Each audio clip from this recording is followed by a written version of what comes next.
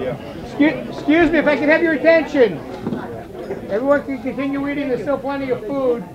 We want to start hearing from some of our candidates, and the first one that's going to speak is going to be our next U.S. Senator.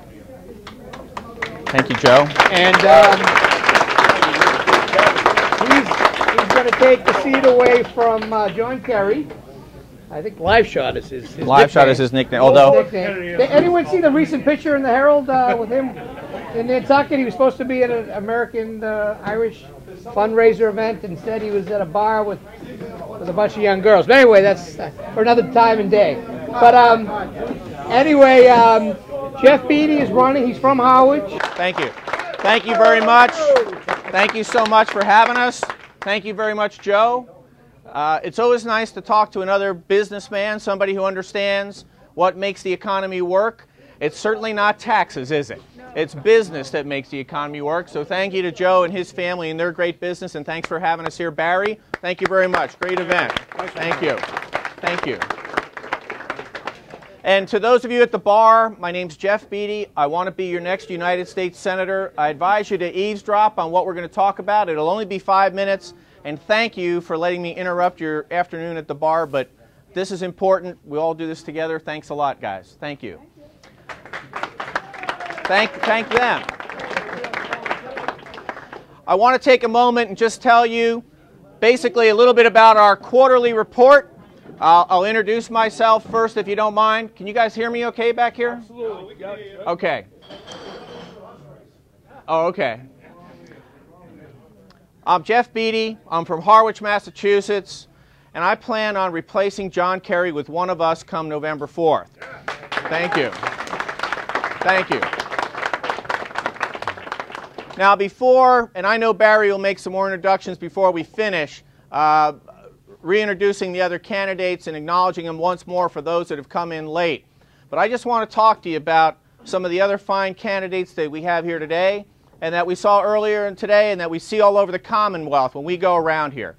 Let me tell you that as Republicans, I want you to feel good about standing for the right things. As Republicans, we're the party that's going to be protecting our families, that's going to be protecting our jobs, and that's going to be protecting our country. And don't let anybody else tell you any different. The Republicans stand for those great things. Thank you. And we have some great candidates all over the Commonwealth, and we have some of them here today. Now, I don't want you to count out a single one of our candidates because they stand for the right things and they're out there working hard. I know what it's like to get counted out. Heck, I've been counted out once myself, and guess what? We're here. You know, so to all those who would count us out and say, not going to happen, I say, look in the mirror. And look at where we are today. We are constantly exceeding expectations. And in fact, I'll tell you one person who I know who doesn't count us out, and that guy's name is John Forbes Kerry. Because John Forbes Kerry came off of the campaign trail about 2 weeks ago when his own polls told him he was in danger of losing this race to Jeff Beatty. Now that guy knows that we're not being counted out in this Senate race, folks. And every place we go in the Commonwealth, we get the same positive message from people. You know, the last 2 fundraisers I went to, not counting the one we just had, a great one in Marblehead, but the 2 out of 3 of the last 3 fundraisers have been hosted by lifelong Democrats who've had enough of John Forbes Kerry. Isn't that great? Now, I've been at what I feel is the tip of the spear about 3 times in my life. The first time was as a Delta Force officer when we're riding into Grenada to try to come to the rescue of 1,000 American medical students being held against their will. And when you're going in to do that, and how many veterans do we have here in the room? Thank you all for your service. Thank you.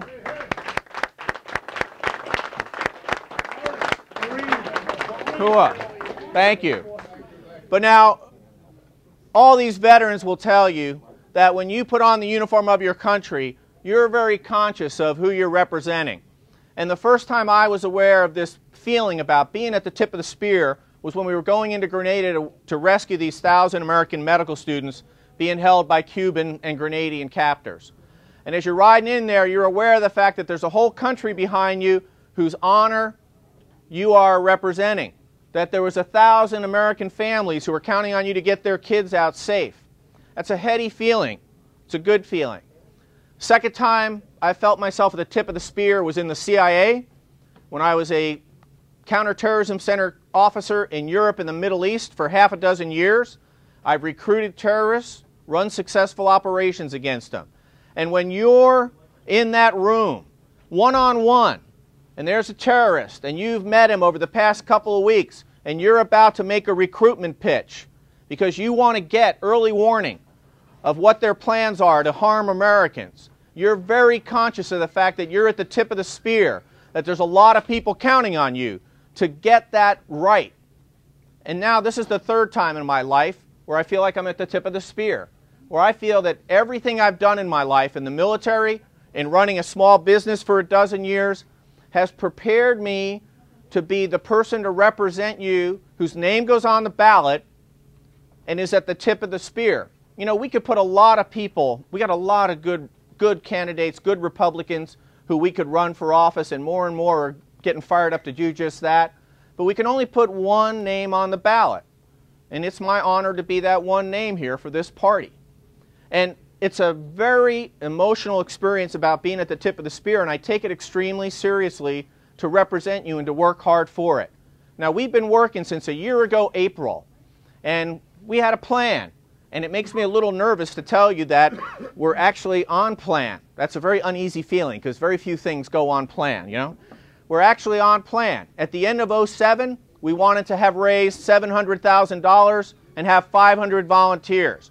Well, we raised about $750,000 and had almost 1,000 volunteers. At the end of this past June, we wanted to be at over $1 million in what we raised. And we wanted to have about 1,000 plus volunteers. Well, we have almost 3,000 people around the Commonwealth who have signed up to help us hold signs, make phone calls, do standouts. And we also have 35,000 individual donations from people totaling about $1.25 million thus far into this campaign. Thank you. Thanks.